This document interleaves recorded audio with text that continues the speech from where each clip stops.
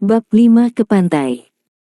Tidak terasa sudah hampir seminggu Dinda dan Randy bekerja di kota ini dengan jadwal yang padat dan melelahkan. Besok rencananya mereka akan pulang. Karena jadwal yang padat mereka belum sempat berkeliling di kota ini sekalian refreshing mencarger kekuatan untuk kembali ke aktivitas sehari-hari setelah pulang nanti. Hari ini tidak ada jadwal kemana-mana karena pekerjaan mereka sudah selesai kemarin. Hari ini hari bebas tugas.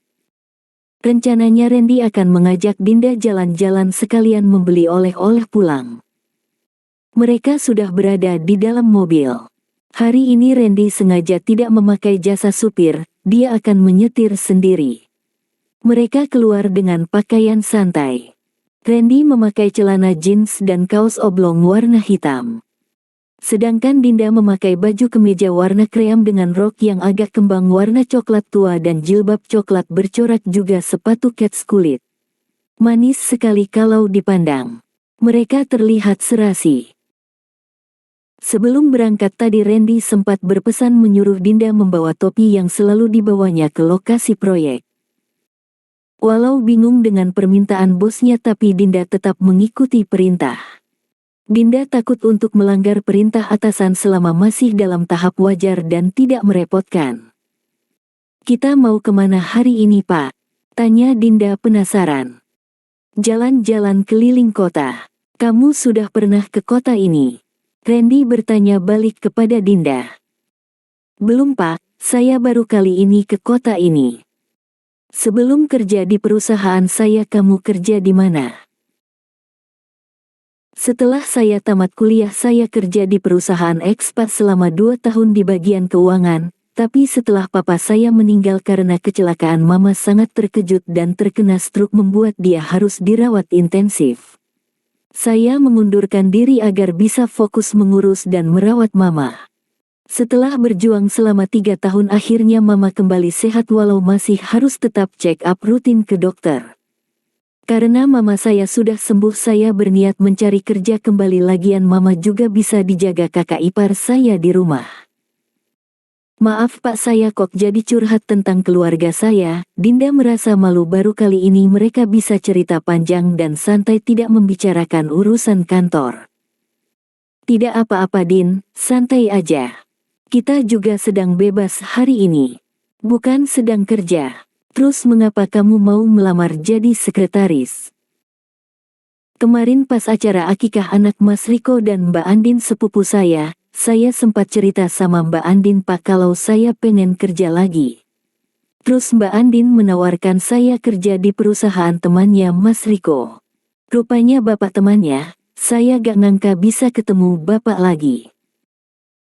Sebenarnya Randy sudah mendengar sedikit cerita Dinda ini dari Riko dan Andin tapi kali ini dia ingin mendengarnya langsung dari Dinda.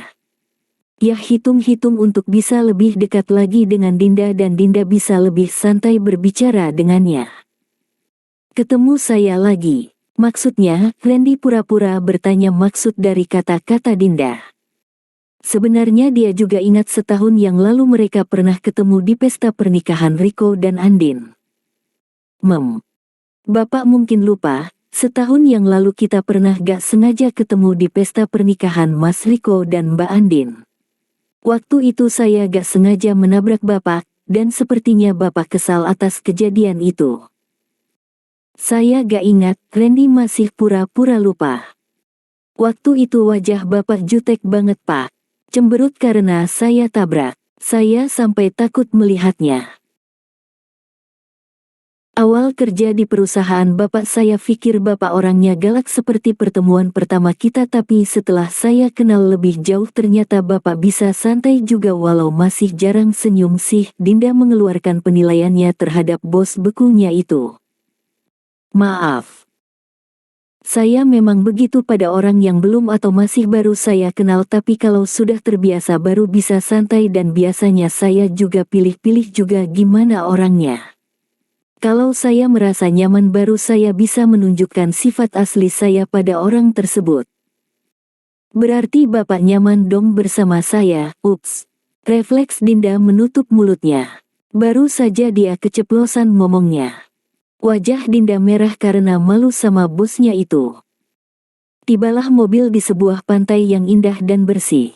Dinda baru mengerti mengapa tadi Randy berpesan padanya untuk membawa topi. Mereka menggunakan topinya masing-masing berjalan di pinggiran pantai di atas pasir putih. Tiba-tiba handphone Randy berbunyi dan Randy menghentikan langkahnya untuk menerima telepon sementara Dinda tetap berjalan sendiri. Dia sangat senang diajak ke sini karena Dinda seorang pecinta laut. Sayang Randy tidak memberitahu sebelumnya mereka akan ke pantai, kalau tidak dia akan bawa baju ganti untuk bermain-main di pinggir pantai dan mandi air laut. Dinda bermain kejar-kejaran dengan ombak yang menepi ke pinggiran pantai. Dia tertawa sendiri. Randy sudah selesai bertelefone dan melihat tingkah laku Dinda yang seperti anak-anak. Pemandangan yang indah, melihat senyumnya yang manis merekah. Randy langsung mengabadikannya. Dia mengambil foto Dinda diam-diam. Setelah lelah berjalan mereka melihat ada penjual kelapa muda tak jauh dari pantai. Karena haus mereka memesan es kelapa muda dan duduk di kursi yang disediakan. Pengantin baru ya mas. Banyak loh pengantin baru yang bulan madunya ke sini.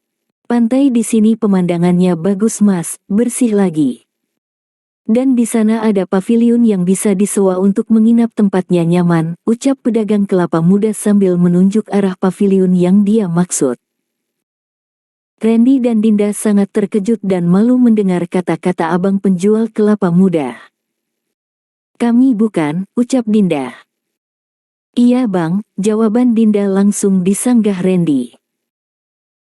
Sini mas saya foto biar jadi kenang-kenangan pernah minum es kelapa muda saya di pantai ini, ucap abang pedagang sambil tangannya maju ke depan.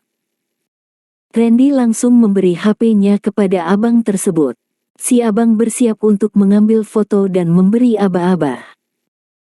Senyum dong biar mesra, jangan seperti pasangan yang baru berantem gitu, ujar si abang. Randy dan Dinda pun tersenyum sesuai dengan arahan si abang. Mereka sama-sama salah tingkah dengan perlakuan si abang penjual es. Setelah mereka selesai minum mereka pun berjalan menuju parkiran mobil. Mengapa Bapak mengiyakan omongan abang penjual es tadi? Dia kan jadi salah mengira kita sebagai pasutri. Dinda sudah menahan pertanyaan ini dari tadi dan sangat penasaran dengan jawaban Randy. Kamu gak dengar tadi dia bilang banyak yang datang ke sini untuk honeymoon. Kalau kita jawab kita bukan suami istri nanti dia akan bertanya apa hubungan kita, ngapain kita ke sini dan panjang ceritanya. Saya malas menjelaskannya. Biarkan saja dia mengira seperti itu, toh kita gak akan ketemu dia lagi. Dinda terdiam mendengar penjelasan Randy tapi hatinya berbunga-bunga mendengar Randy berkata iya tadi. Jantungnya berpacu kencang. Selesai dari pantai Randy membawa mobil ke tempat pusat perbelanjaan oleh-oleh untuk dibawa pulang. Mereka berkeliling melihat apa saja yang dijual di tempat itu dan apa saja yang cocok mereka beli untuk oleh-oleh pulang nanti. Dinda hanya membeli beberapa makanan kecil untuk dibawanya pulang sebagai oleh-oleh untuk keluarga dan Febri temannya di kantor. Ini saja belanjaan kamu? Tanya Randy tak percaya, biasanya wanita sering kalap kalau sedang berbelanja. Saya kan baru seminggu kerja pak, jadi belum terima gaji. Saya gak bawa persediaan uang yang banyak pak, ucap Dinda jujur. Sana pilih oleh-oleh yang lain untuk keluarga kamu nanti biar sekalian saya bayar sama punya saya.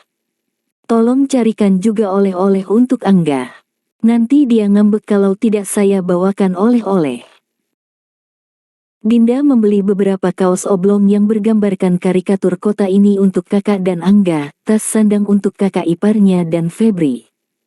Kain khas kota ini untuk mamanya ditambah beberapa makanan khas oleh-oleh kota ini untuk teman kantor yang lain. Randy memperhatikan tingkah Dinda. Padahal dia sudah membebaskan Dinda untuk berbelanja sepuasnya dan dia yang akan membayarnya, tapi wanita ini hanya membeli seperlunya saja. Randy merasa aneh, ternyata masih ada wanita yang tidak doyan berbelanja. Randy membayar semua belanja mereka, setelah itu mereka kembali ke hotel. Nanti malam saya akan ajak kamu makan ke suatu tempat yang sangat terkenal di kota ini. Jam 7 kamu sudah siap ya, ajak Randy. Baik Pak. Saya harus memakai baju yang bagaimana Pak? Saya takut salah kostum nanti akan mempermalukan Bapak di sana. Dinda teringat kata-kata Randy pada saat kemarin Randy mengajaknya ke pesta. Santai saja, senyamannya kamu. Ini bukan acara resmi kok. Baru pukul 4 sore, Dinda baru selesai salat asyar, masih ada waktu untuk istirahat sebentar. Ternyata Dinda kelelahan karena baru pulang dari pantai, akhirnya dia tertidur sampai menjelang azan maghrib. Dinda buru-buru mandi dan salat maghrib, setelah itu Dinda bersiap-siap untuk pergi makan malam terakhir di kota ini bersama Randy, bos bekunya. Jam 7 Dinda sudah siap berdandan dan keluar dari kamarnya tepat saat Randy juga keluar dari kamarnya. Mereka berjalan keluar hotel menuju mobil. Randy membawa Dinda ke sebuah tongkrongan makan yang ramai pengunjungnya, mungkin karena malam minggu pengunjung pun kebanyakan pasangan remaja yang sedang pacaran. Di sini disediakan aneka macam makanan tradisional khas kota ini dan disusun secara prasmanan.